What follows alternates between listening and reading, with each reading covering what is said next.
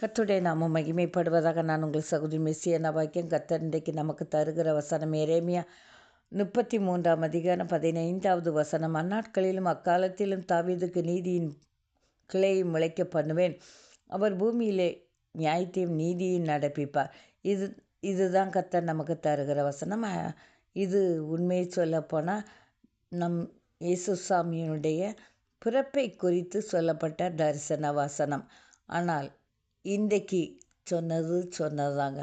உங்கள் வாழ்க்கையில் பல நாட்களாக அநேக காரியங்களை குறித்து நீங்கள் இதில் எனக்கு நீதி வேணும், நான் இதில் நீதியை இழந்துட்டேன், அநேகருடைய வார்த்தைகளை கேட்கும்படியாக கூடி குறுகி இந்த இடத்துல நின்றேன் என்று சொல்லி நீங்கள் புலம்பிக் கொண்டு இருக்கலாம்.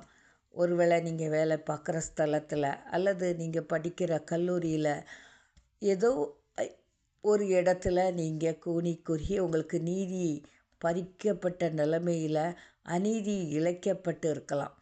ஆனால் கர்த்தர் இன்றைக்கு சொல்லுகிறார், எந்த இடத்துல உங்களுடைய நீதி இழந்தீர்களோ அந்த இடத்துல நான் என்னுடைய நீதியை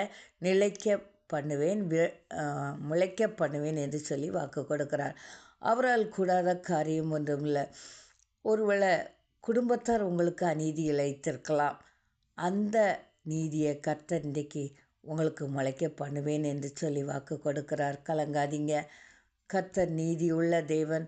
நமக்கு நீதியையும் செய்யும்படியாக இன்றைக்கு கடந்து வந்திருக்கிறார். கர்த்தர் தம் இந்த வார்த்தை ஆசீர்வதிப்பாராக. ஆமென்.